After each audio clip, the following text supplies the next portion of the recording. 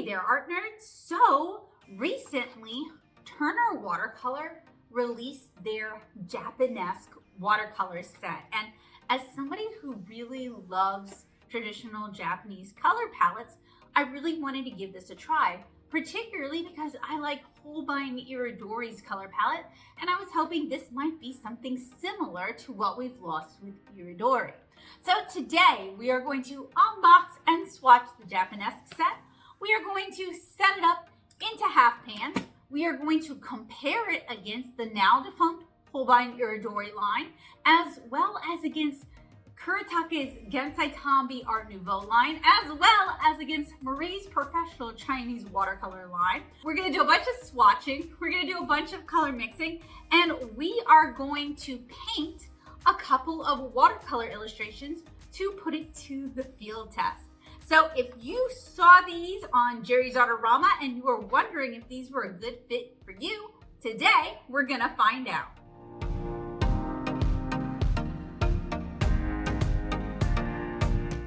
The listing for the Turner Japanesque set on Jerry's Artorama. As you guys can see, it goes for around $30 depending on whether or not it's on sale.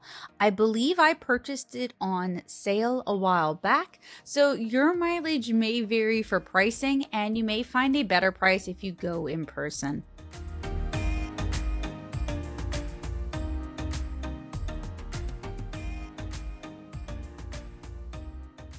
Hey there, art nerds! Today we are taking a look at Turner Artist Watercolors Japanesque set.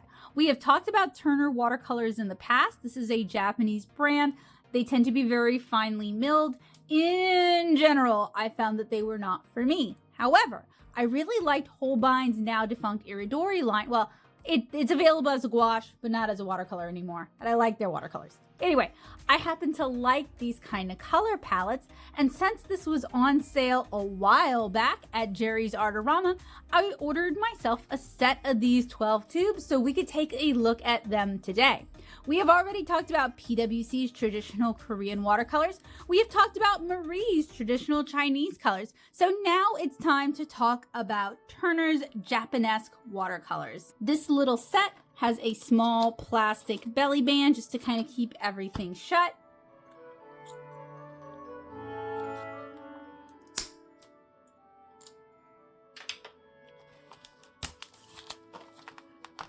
And then inside are our tubes of paint, and they are tiny and adorable.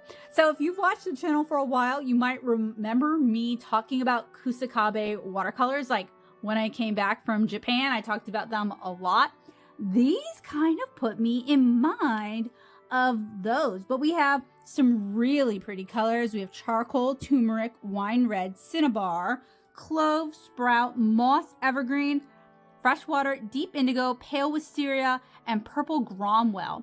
And if you guys, y'all know these are like colors I love and colors I use all the time. So I'm really pretty excited about these. So what we're going to do today is we are going to set these up into half pans. We're going to swatch them. We're going to let them dry for a week, and then we're going to swatch them again. And then maybe, all things going well, we will put them to the field test. For such a small amount of watercolors, I have a Altoids tin, perfect size for this, as well as some small half pans that I'm going to be decanting these into. I didn't notice this at first, but we actually have some information on the lid. I'm going to take some photos and also read it for you guys. So Turner Artist Watercolor, finest professional artist watercolors packed with pigment. A true professional paint combining the finest pure pigments and gum arabic with high light fast rating, superb transparency and flow. The well-balanced, vibrant professional colors has an amazing number of single pigment colors, ensuring beautifully clean color mixing. Only the highest quality pigments are painstakingly ground to a uniform fineness without fillers, blended with a high quality gum arabic and wetting agents for vivid, brilliant colors with a smoothly free-flowing consistency. finest pure pigment, no fillers added, highest light fastness ratings, highly concentrated big 15 milliliter tube. What? I think these are like 5. That must be like the brand byline, because while these are very cute little tubes, they're 5 milliliter, not 15. So we have our color numbers, our color names, our light fast system, and our transparency, which is a different system. Okay, so first of all, they're running on their own system of light fastness, and then they have their own system of transparency. You love to see it, and by that I mean you hate to see it. Perfect for professional watercolorists, beautifully clean color mixing, permanent professional works of art, works on watercolor paper, free-flowing vivid watercolor painting. And these are manufactured in Japan and distributed by Turner Europe SPRL. So what I am going to do is I'm going to have this information for you guys down in the description below, as well as the pigment information. I'm going to capture that while we're filling our little half pans. And that is colors included in this set, but it's in small type. So one would think it was related to this right here rather than the header for this. Who knows? But anyway, very cute. First, I want to go ahead and label my half pans with some washi tape just so I can remember which colors were which. And I'm also going to apply these adhesive magnets to the back.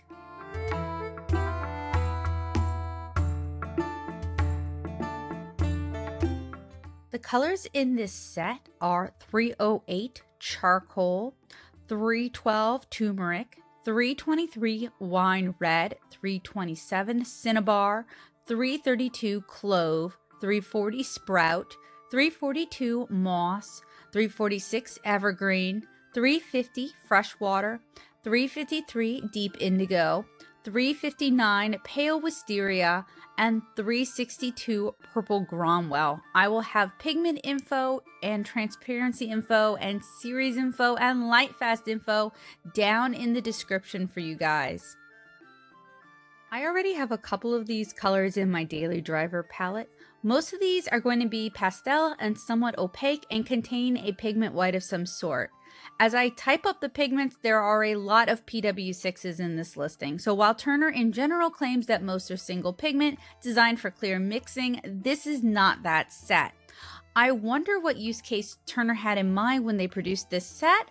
I'm assuming not Nihonga. Moss has some strange color separation to it, and Indigo seems like it's fairly dye-based, which makes sense as Indigo is dye-derived and a lake pigment.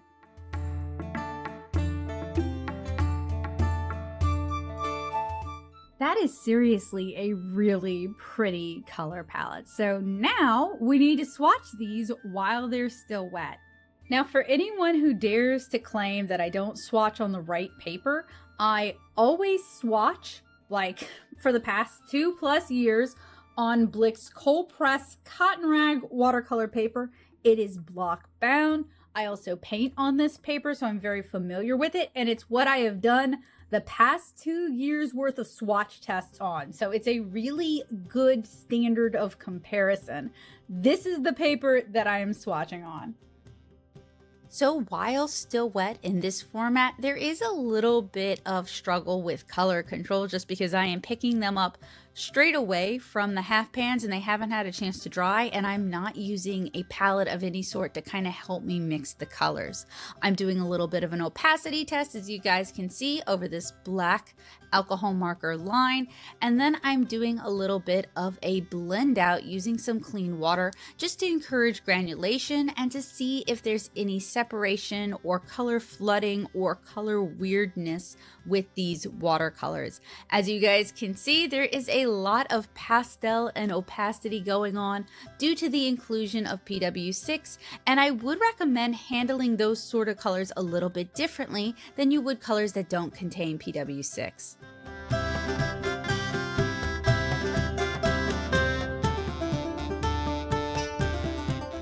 We've seen how they swatch while the tubes are still wet. Let's set these aside for a week to dry out and see how they reconstitute. These Japanesque watercolors have had more than a week to dry. You guys can see there's been a good amount of shrinkage. This is actually pretty normal, I found, with more pastel or watercolors that include some PW6 to make them more pastel. So that's not really concerning to me. None of them are just like coming out. And I didn't really do like a full fill anyway. So that's not really a big deal. I'm gonna go ahead and give these a spritz and let them soak up some of that water. And we're gonna see how well these reactivate. These paints reactivated with no issues. And I'm not really surprised because, as I mentioned earlier, I have several of these in my daily driver palette as special use watercolors, kind of in the pastel section. And I've never really had a problem with them there, but it's still good to test this kind of stuff out because sometimes those sort of buff colors can be harder to reactivate and may not want to reactivate at all. You may not be able to get any sort of opacity out of them. I do find working with them in this reactivated form is a little bit easier than when I was using them straight from wet tubes in the half pans. These reactivated with absolutely no problems, which is really nice to see. And it's kind of what I had expected, having worked with Turner watercolors in the past and having a few of their paints in my daily driver palette. So I'm not going to do your standard color mixing because we have a lot of kind of opaque colors in here. I am going to do a glaze test, which is something I haven't done for a long time. And then while swatching these and thinking about them, I thought of Holbein's Irodori line and Kuretake's Art Nouveau set and Marie's Professional Chinese Watercolors. And I'm going to pull some of those out so that we can kind of talk about these in kind of a wider context of color palettes and color gamuts that are similar or, you know, designed along the same intentions as this palette here.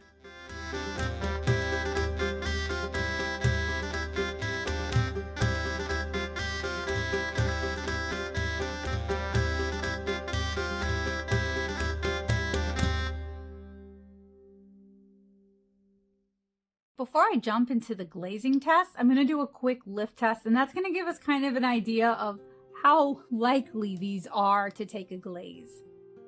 These paints are surprisingly not lifting, including the more opaque colors, which would typically be a lot more lifting.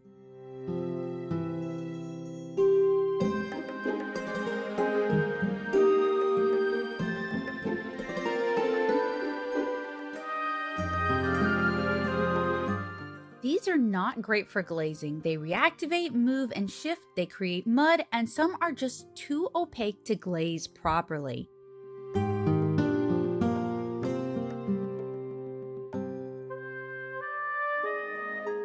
Kind of disappointingly, these do not glaze well at all. So these are probably going to be a unique challenge to paint with. On that note though, I want to do some head-to-head comparisons against the original Turner watercolors. I happen to have a set here, as well as the Holbein Irodori line. I happen to have some of those. Those are out of stock. Well, they make them as gouache now. They discontinued the watercolor, but I do happen to still have some of the watercolor. I also want to compare it against Kuretake's Art Nouveau. That's what this reminds me of the most. And I want to compare these a little bit against Marie's Chinese watercolors. So over here is my 12 color Turner set. And at the time I reviewed these, I found the colors to be too finely milled. I really didn't like them. That said, I have added some of these colors to my daily driver palette, particularly some that would fit right into the Japanesque set. So these are both 5 milliliter tubes. I purchased these from Jerry's Artorama years ago. I purchased these from Jerry's more recently. And in my experience, and this may have changed since, these are a pretty affordable watercolor option. So I'm hoping that by re-swatching them on a nicer paper today, they might see a little bit of art supply redemption. Also, if I decide to put these to a field test, I am definitely going to be using some of the colors from the original Turner set to just kind of extend this out into something that I can actually paint a something with. I'm going to start with the older Turner watercolors. This is their 12 color set. These have been dried in half pans for years now. I did reactivate them and there seems to be no real reactivation issues. I feel like maybe I didn't give these an entirely fair shot the first time. I'd like to revisit these with a field test, and we're going to do that later in the video, and maybe include some of the open stock colors that I've purchased since. I already have 4 of the Japanesque colors as open stock tubes, and looking back on it, I have really predictable taste. There are no color duplicates between the sets, and they seem like they might complement each other well. And both sets are really finely milled. So with the first 12 color set, some of that opacity that we're getting is due to just how finely milled these are. They don't really have a lot of granulation. So if you're interested in watercolor for the granulating properties, Turner is really not going to be a good fit for you.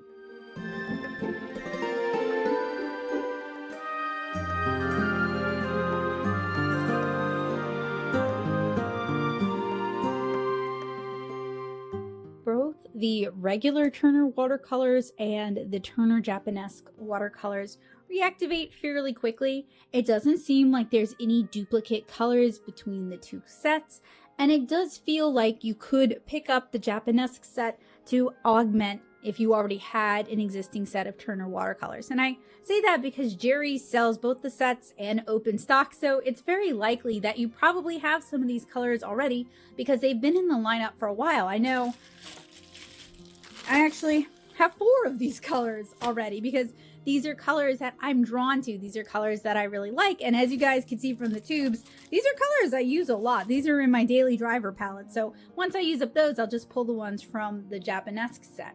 But I do kind of feel like the 2 palettes could be used together to create kind of a wider gamut of colors or to kind of complement one another. Once my Turner swatches dry, I would like to kind of talk a little bit about Holbein's Irodori line. Now, like I mentioned a few times, they've discontinued these as watercolor, but they are available as gouache. And the Irodori line is supposed to be kind of like a more traditional Japanese watercolor palette, like older colors. Now, these are kind of the remnants of my tubes. I love these colors and I used them a lot. And I was very disappointed when they quit selling some of these. These are kind of the remnants of some of the tubes that have been set up in a little Magello palette for a couple years now. So this is actually the first time I'll have a chance. I don't know why it's the first time I have a chance, but it is the first time I have a chance to pull them out and kind of swatch them. This was a fairly large color line. Editing Becca will add in how many colors were in that lineup if she's able to find out about that. So this is not indicative of the whole line. It's just kind of indicative of the colors I have based on my own tastes and my own color preferences.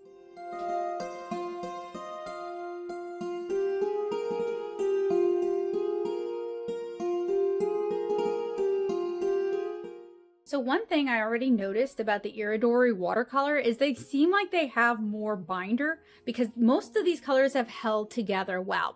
And when I was more frequently painting with Irodori watercolor, and I kind of stopped when they discontinued the line because y'all, I hate falling in love with a color and not being able to get that color, like old Quinn Gold. Oh, anyway, I hoarded them like you do.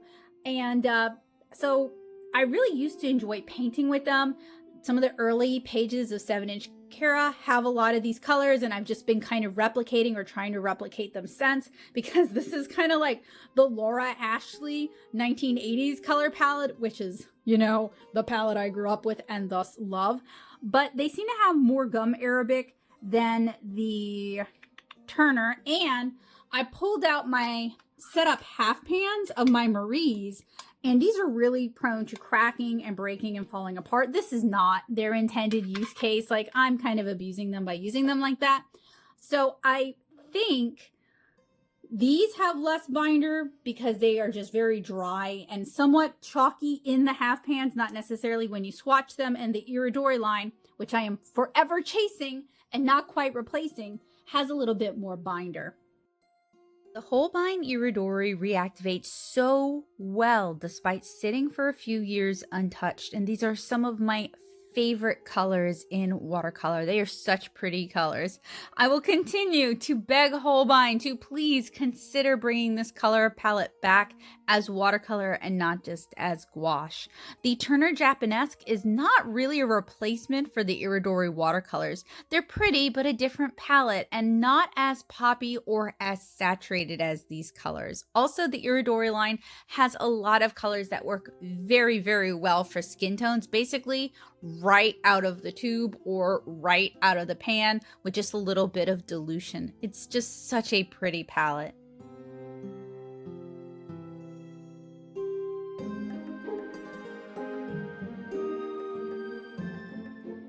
I am so biased because these are still some of my favorite colors. Holbein, please reconsider, bring it back, even if it's just a limited selection of these as watercolors, because they are so, like, re-swatching these, they're still some of my favorites. Some of these colors are just so pretty and you just can't find them anymore. I mean, look at their indigo. Their indigo is like a really good neutral tint. This is my favorite indigo.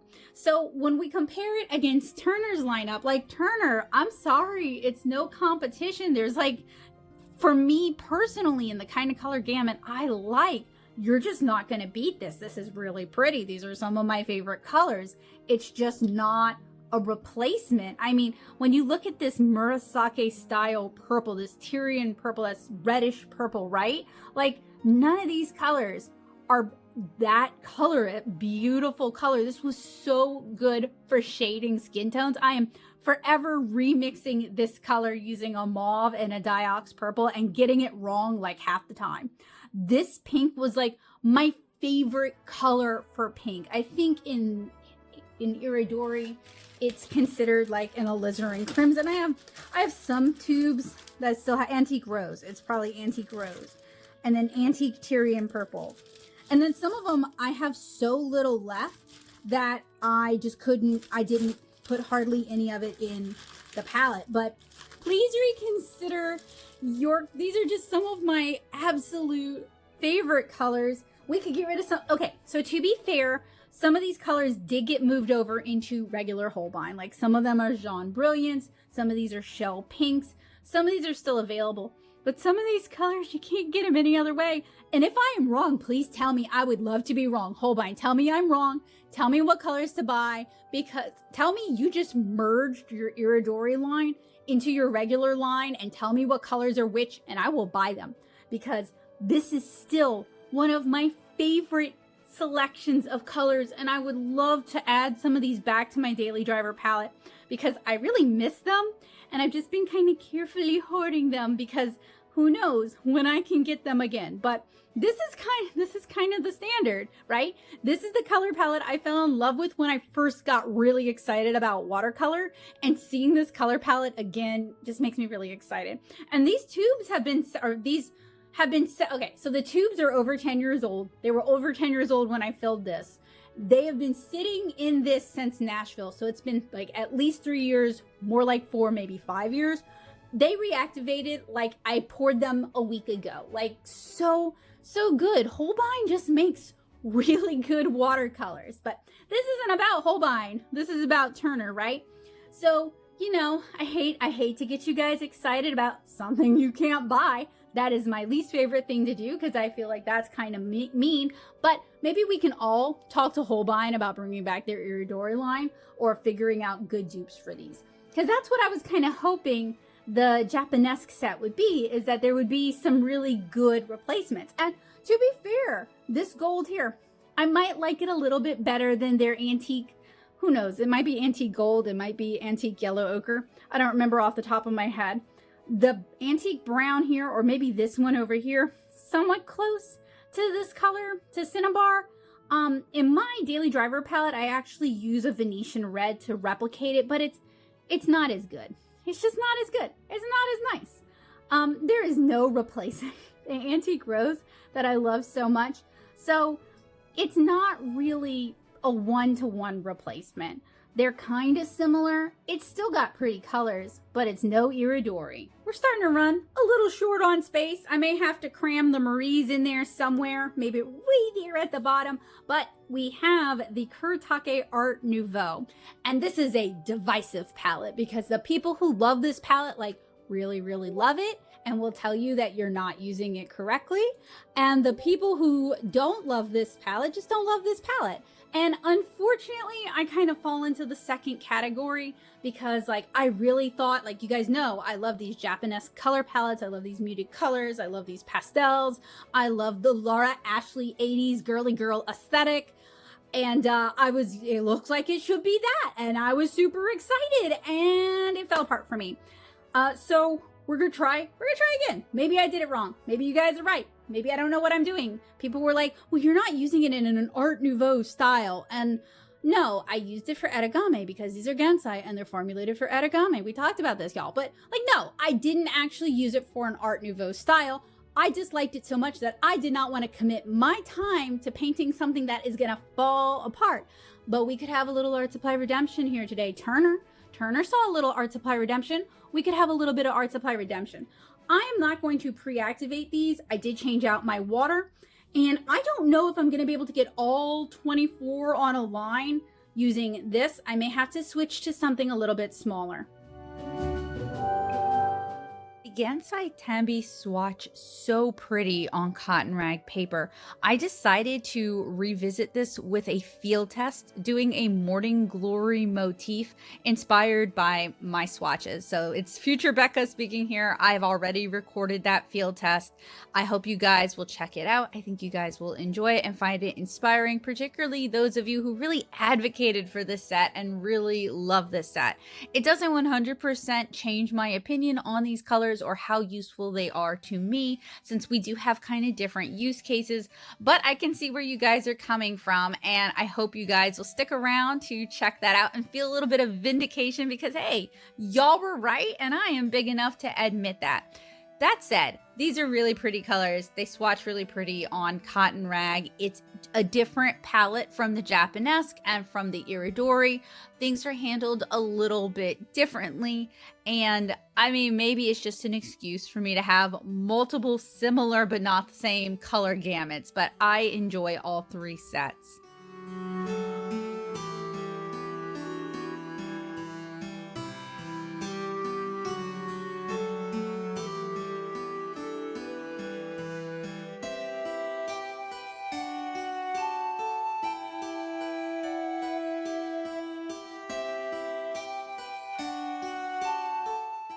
Now, I wasn't able to get all of the colors from the Art Nouveau palette on here, but I did get all but one, which I think is kind of impressive, but man, there are a lot of teeny tiny swatches and they may be kind of hard to see.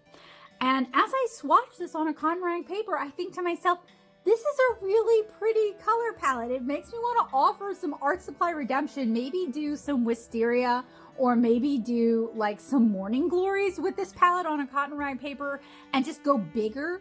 My big complaint with this is a lot of the colors that you would probably aim for as a skin tone, they have like a black granulation undertone to them, which would make them unsuitable for a skin tone. And like as a watercolor comic artist, I paint a lot of people, so that's usually what I think about.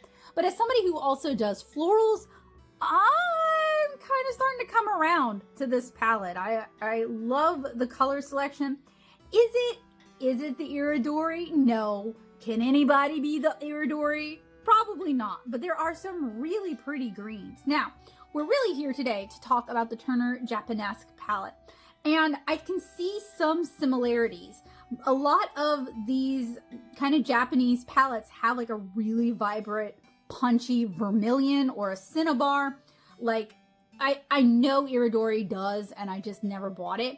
But like this red here, for example, would be your really punchy cinnabar-esque color. And honestly, I'm a little surprised that the Japanesque palette doesn't have that. But one color that I don't love, but I see it often, is this kind of like muted sort of buff color. But it comes up time and time again in these palettes. So I guess it is a traditional color and I am just like a tasteless plebe or something. Something I am surprised about though is that the Art Nouveau, which really has like Meiji period, I want to say, vibes to it like 1920s Japan, not necessarily 1920s the rest of the world, but I may have watched too much Rurouni Kenshin growing up and my brain might be rotted for all I know. But it definitely has like more in common with the Irodori and the Japanesque line than, and look, let's be like very real here. Art Nouveau has a lot of ties to Japanese and to Chinese art, and there's a lot of influence there. So I'm not like trying to get all art dissertation here. I just meant like, usually when I think of Art Nouveau, we all think of like Muha, right? Like, or the arts and crafts movement. But that might be the wrong lens for me to be looking at this through. Maybe I deceived myself with the name and I should be looking at it more from like a traditional Japanese sort of color palette, right? Like if they had called this their Japanesque palette, I probably would have assessed it a little bit differently. That said, I did do an origami with it and I didn't like it, but I do want to revisit this with like a floral on cotton rag watercolor paper just to see if it, you know, it gets a little bit of art supply redemption. So I still have the Marie's Professional Chinese Watercolors, and the reason I want to swatch those is, to be real, Japanese art and Chinese art have had a lot of back and forth. A lot of really traditional, looking way back, Japanese art is really influenced by Chinese art from around that time, or maybe about 100 years prior. So to me, it makes sense to also look at a Chinese color palette for this. Now, not too long ago, we actually reviewed Shinhan's Korean watercolors and talked about the Marie's watercolors then as well. So if you're just kind of really nerdy about watercolor options and watercolor palettes that are not super available in the US, this one more so, some of the other ones not so much, I hope you guys will check that video out as well. So these are my Marie's Chinese watercolors that have been decanted into half pans. I think I showed you guys these earlier, how dry they get. You know, this is not really their intended use case. They're kind of meant to be used as you need them from the tubes into little ceramic palettes. So these are what the tubes look like. I've had mine for a while. You can use them for Western style watercolor if you want to. That is a thing they are actually surprisingly capable of, and they're actually pretty decent at it too. So since these are probably almost as dry as the Irodori were, I'm gonna go ahead and wet them down a little bit. It honestly might benefit some of these to get a couple of drops of gum arabic just to kind of try to rebind them, but I pretty much only use them like this for demonstration purposes, so I'm not really sweating it.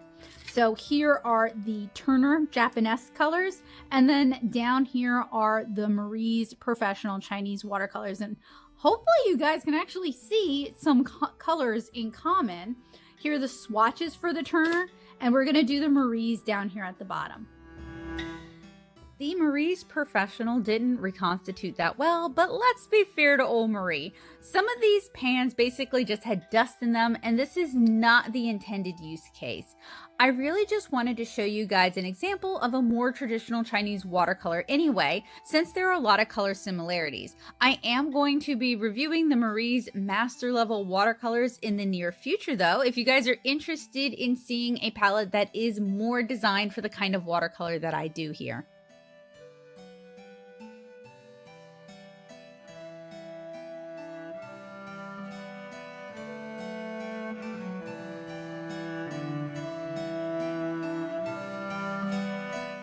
So these did not reactivate particularly saturated. I mean, y'all saw the state they were in. They were all crumbled up. And some of these colors are going to be dye-based like the carmine and definitely like the indigo. Also, Chinese watercolors use...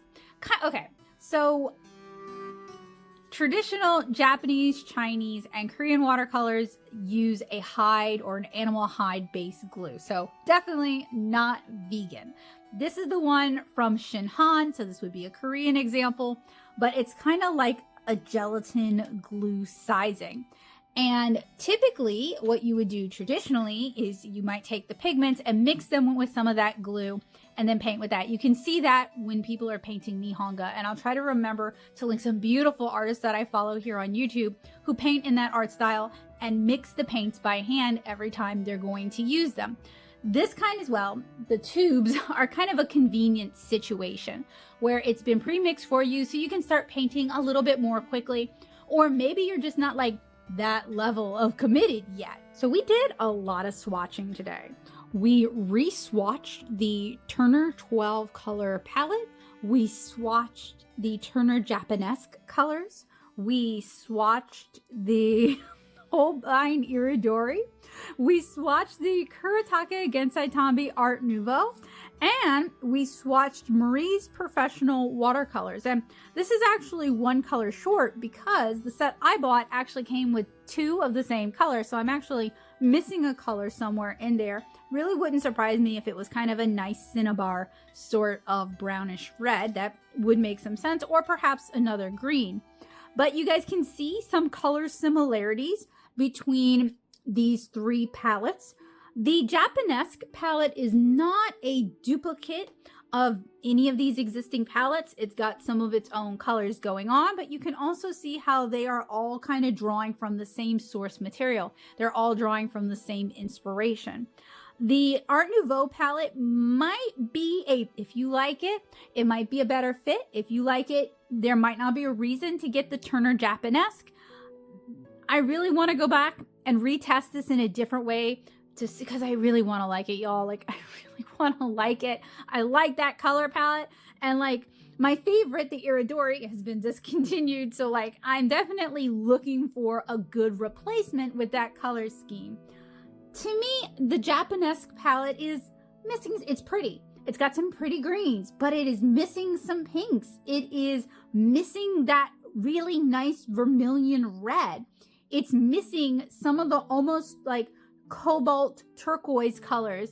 It's missing some of those brighter, punchier pastels, like some of those pinks that really seem to pop off the paper.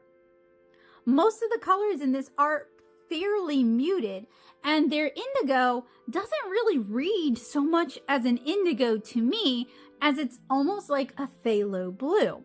That said, I look forward to putting this to the field test, and I think what I'm going to do for that is, and I've already poured 3 new pans. I have added Quin Violet, Transparent Red Oxide, and Quin Sienna. So those are 3 of the Turner colors I have that are not in this palette. I've already added them to my little 12 color palette. I think that's really going to help round things out. I think it's got some colors that would otherwise be missing. And I am also going to use the Japanesque palette to create a field test for you guys. First, I need to make a color map for this mini palette. So I have a piece of cotton rag paper here, and I'm using a flat watercolor brush to just do a single mass tone swatch of each color representative of where it is in the palette. This is going to make it easier for me to tell what colors are where, rather than trying to go by the pile tone or how they look in the half pan itself.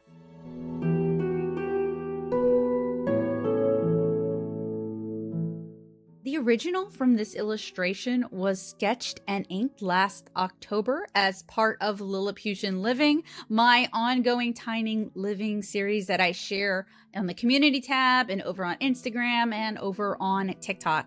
Last year's theme was fashion, and this one is fall fashion. I'm using both the regular Turner watercolors and the Japanesque set so that we can have a more rounded illustration. I assume that most people who are buying the Japanesque set have other watercolors that they can also utilize, so I'm not testing this palette as a standalone, but as an addition. The light blue color that we used for the background doesn't have a lot of tinting strength, but it ended up being a really pretty background color, and it's reminiscent of like spring water or like cool fall skies, and that's kind of the gist that I was trying to go for with the swoosh in the background. I did kind of mess up their skin because I went too dark with the shadow purple and the darker skin tone, so I did need to lift it back up a bit and repaint it a bit, so it's a good thing that I'm working on a cotton rag paper. These are definitely not as translucent or easy to layer as some of the other professional watercolors that I've reviewed, like the My Marie Blue watercolors that we talked about recently. Of course, they are at a very different price point. I believe Turner is usually a whole lot cheaper than many other professional brands available in the US. I reviewed Turner a while back, and I think I mentioned that Turner seems to be very finely granulated overall and seems to be a denser watercolor than some of the other brands that I'm used to. I thought cotton rag might help with that, as prior to that I had tested these on cellulose, and cellulose has a tendency to scrape, but it's still kind of an issue on the arches that I'm using today. I used wet and wet for the leaf, and I noticed that wet and wet with these watercolors doesn't move a whole lot. I guess because these might not contain a lot of oxgall, which would be in keeping with what I found with other Japanese watercolors like Holbein, which doesn't contain oxgall at all. Oxgall is what's going to get your watercolors to move a lot when you're doing wet and wet. These are pretty opaque. I shouldn't be surprised. I've worked with several of these colors before, and they were opaque in the past as well. The opacity itself isn't a huge problem, but it is something to look out for if you're mixing color or painting over a line art like we're doing today. It can also be challenging to build up the saturation that you may want. I feel like for me, this results in kind of a muddy, patchy effect. I'm not sure if it's me or the paints. It's not the paper, as it's arches, and I've been doing a lot of field tests recently on arches. I'm hoping I can clean this up as the painting progresses, but I think some of the problem has to do with the opacity of the paint and how more opaque paints tend to take layering and glazing in general. This kind of reminds me of my experience with the Gansai Art Nouveau and the Shinhan Korean watercolors. I think me and more opaque watercolors, unless they're used selectively, are not a good mix.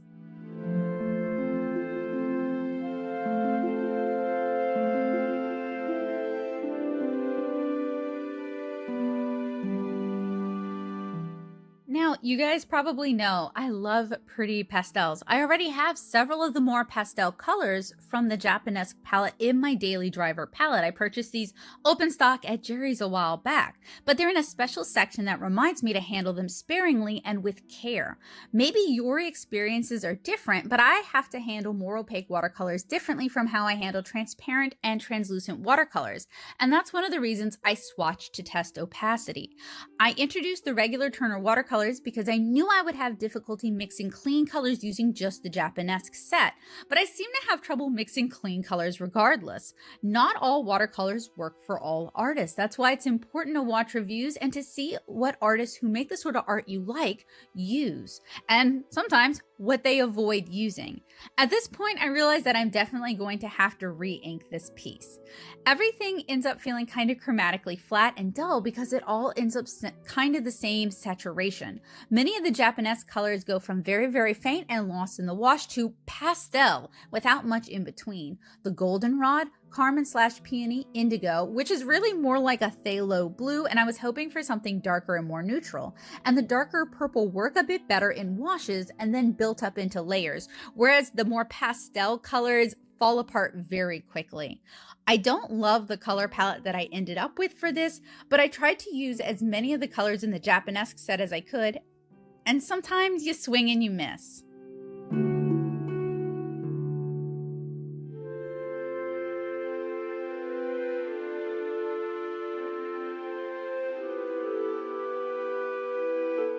So at one point I stepped away for the evening and let it dry, and I was almost finished with it.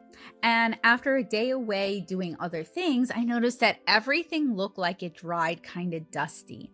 I really want to give this color palette another shot. So around this point, I decided I would go ahead and do another field test. I'm going to do an iris bookmark using the same color palette, but trying to lean in more on the strengths that this palette has to offer, working with more immediate color saturation. Now, I do want to point out that the ceramic palette you guys see me working with, this is a Jack Richson palette. I picked it up recently. Meaden has a similar palette. I believe Art Secret is the manufacturer for these. I really like this ceramic palette. This is really great for those of us who are painting in batch. So if you're painting comic pages, if you need large washes of color, if you need to mix up a bunch of skin tones, it also has those kind of yin yang sort of area where you can actually mix up smaller amounts of each color. I really like that. So while I'm not loving the watercolors today, I am loving this palette, and I'm really glad I picked it up at my local art supply store because it's really fun to paint with and makes painting, especially something like this where I'm trying to utilize a bunch of different colors, a lot easier.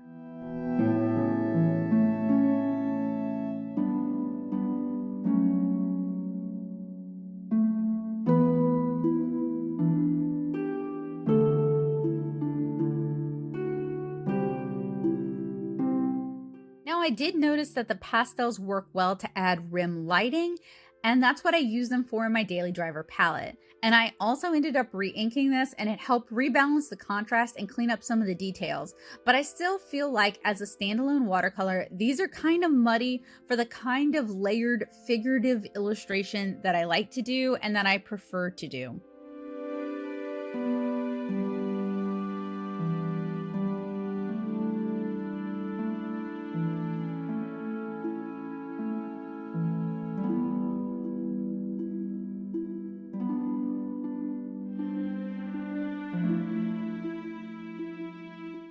So, unfortunately, overall, Turner Watercolors as a brand is just not a great fit for the kind of work that I like to do. I like to paint comics, I like to paint people, I have a more cartoony art style, I work in really thin glazes, I work by building up my color, and I do a lot of color mixing.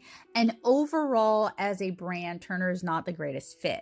Now, that said, there are certain individual colors that I use all the time, like their Quinn Burnt Sienna, for example, or I have several of the Japanesque sets in like a custom section of my Daily Driver palette, and I use those really more like gouache to add highlights. So I'm not dismissing Turner as a brand overall. I do think they're a very affordable option available through Jerry's Artorama that many artists may find useful in their palette. It's just that given the way they're granulated, given how finely milled they are, and they lack granulation and they kind of lack transparency, they have a lot of opacity, they're not the best fit for the kind of art that I like to do and how I handle watercolor, but you guys might really enjoy them.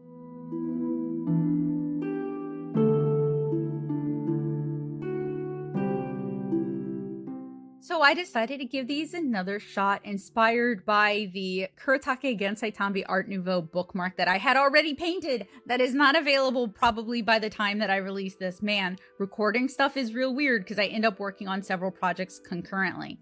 This time, I opted to do something with just the Japanesque palette and to keep it really simple. I designed this bookmark of irises on a simple background, and I'm going to share the line art with my patrons. If you guys want to print it out and color along, you can find it at patreon.com/natosoup. And this is inspired by Nihonga art. And I've been watching like a lot of kaiteki art to unwind lately, and I really enjoy her work and I find it really inspiring. So I was trying to bring in some of the techniques that I see her do with this palette. And while I like the color palette, I feel kind of about these paints. I do like them for occasional use, but they're too opaque for most of what I like to do, and they don't blend wet into wet very well. And you guys can see that here. It ends up quite patchy, and these are really more like a sort of weak gouache. And I know that Turner makes an acrylic gouache, and while I do have some like gum Arabic base gouaches that I like to use, I'm not a fan of acrylic gouache because I like to use my gouache kind of like a watercolor highlight.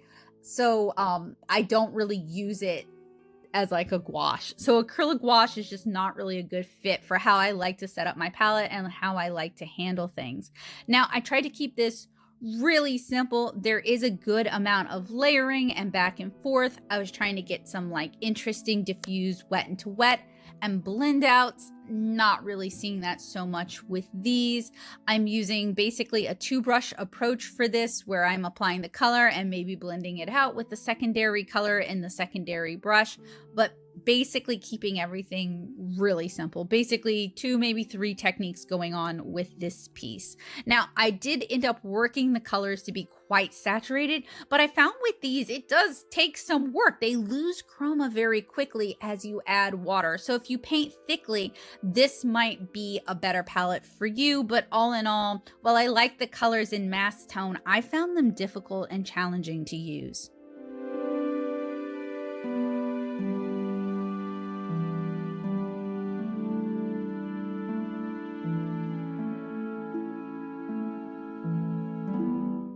Here is my finished bookmark. I re-inked it just to add some more contrast and some more clarity because these opaque line arts really badly, but they don't really stand up enough of their own, on their own that you could kind of deal with that. I also found that Turner watercolors, it's just harder for me to build up saturation in the way that I like to build up saturation, particularly in wet and wet situations or in layered situations. I just kind of struggled to use these. And while I will still use them in very specific instances, you will see them around, it's just harder for me to recommend them for the kind of art that I like to do.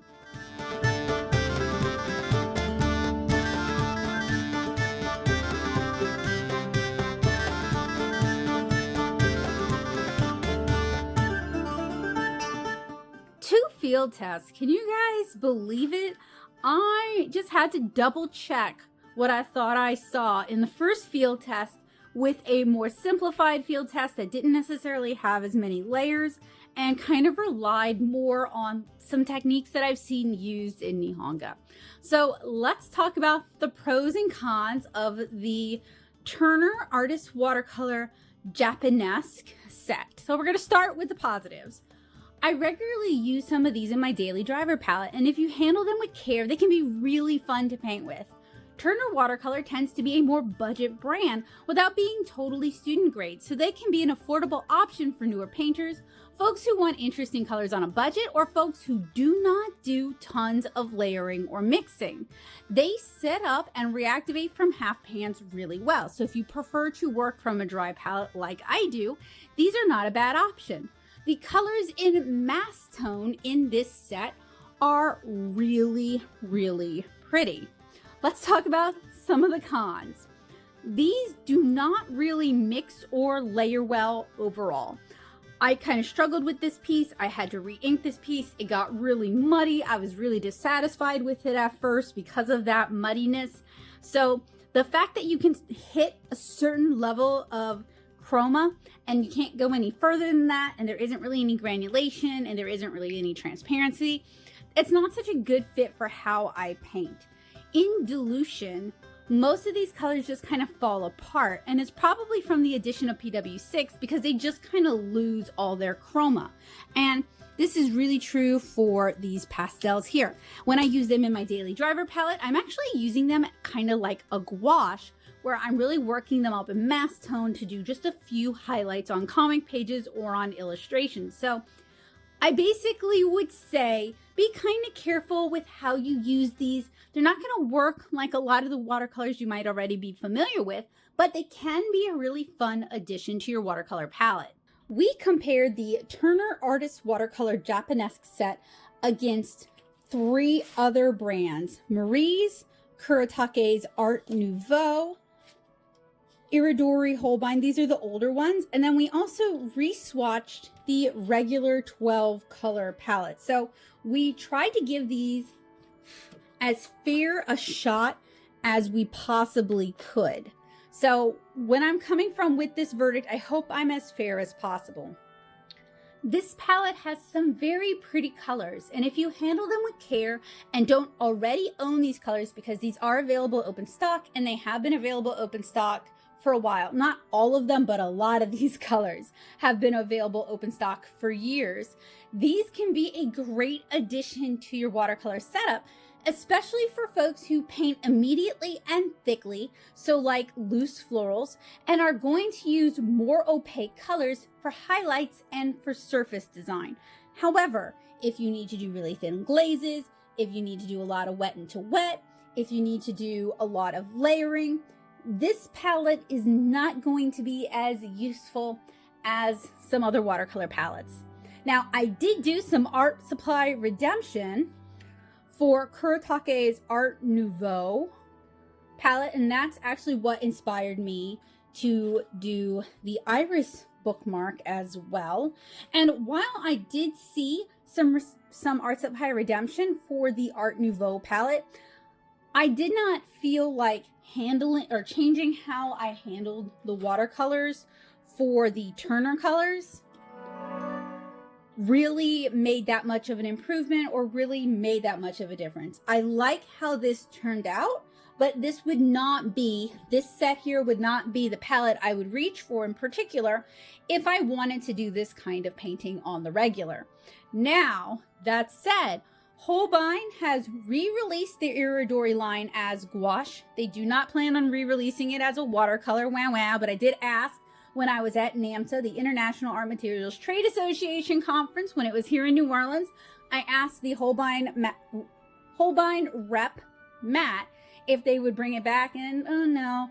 But I do have a video coming up where we are going to we're going to swatch our Holbein gouache. We're going to compare it against the older, now discontinued Holbein watercolors, and we're going to learn how to turn gouache into watercolor using a little bit of gum arabic and set it up in a palette so that we can work with those colors again. So if you love this kind of more muted watercolor palette, if you love these kind of colors, I hope you guys will stick around and check that out, because I am really excited to try that out with you guys and really excited to have access to some of my favorite colors again.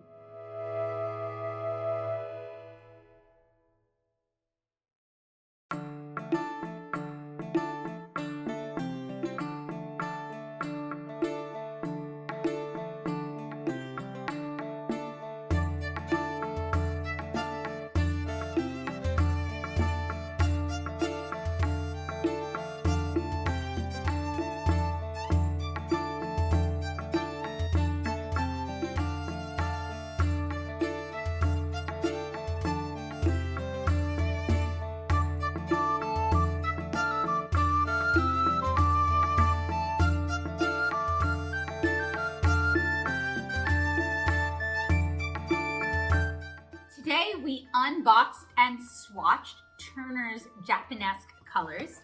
We set them up into half pans to test whether or not they reactivate, because I do think that's important.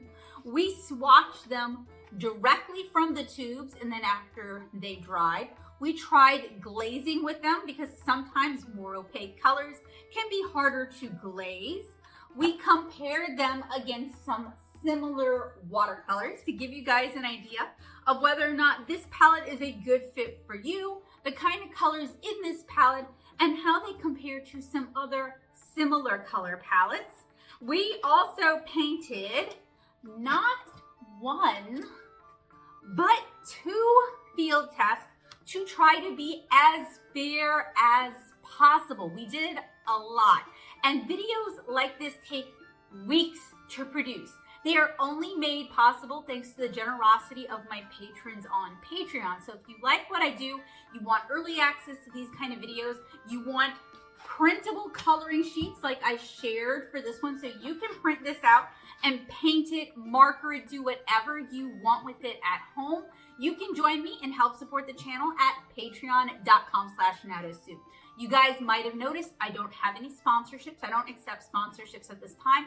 And I also try to keep the number of YouTube ads very minimal, just pre-roll ads. I don't have it set for any mid-roll or after-roll ads. So if YouTube is serving you those ads, I am so sorry. I'm not seeing that money. So this is made possible thanks to my patrons.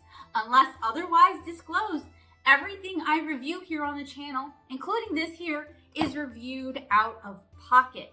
Another way you can support this channel is by buying things from my online store. The prints that you guys see behind me, those are available in the shop. And if you happen to like this illustration, it is from my Lilliputian Living series, which is a series of illustrations and prompts that detail charming everyday tiny life. It is in black and white, and it is my Inktober inking project. And if you want to color along with me, you can also pick up a copy of Curious Little Things, my Lilliputian coloring book. And at the front of the book, there is a download code for all of the illustrations within the book. So you can either color it in the book itself, and it takes color, pencil, crayon, and alcohol marker decently well. These are single-sided pages, so if it bleeds through, it won't ruin the illustration behind it, but I do recommend putting a piece of cardboard or chipboard or cardstock in between pages, just in case.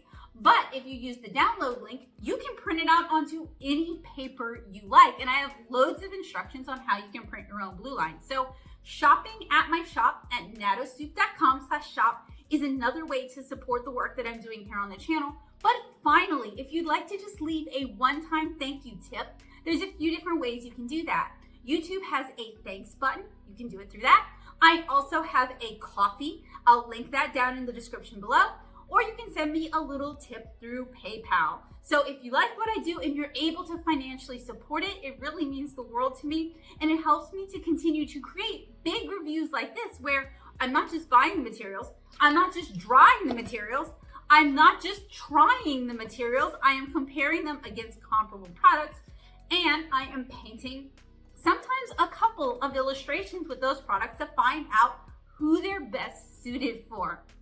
So I hope you guys have a wonderful day. I hope this was helpful, useful, and informative. If you like my art, you can check me out over on Instagram at instagram.com/natosoup. And I also have a revised portfolio section on my website that I'll link for you guys as well. There's show notes down in the description if you prefer to read as you watch, and I'll have all relevant links there as well in case you want to get this set yourself.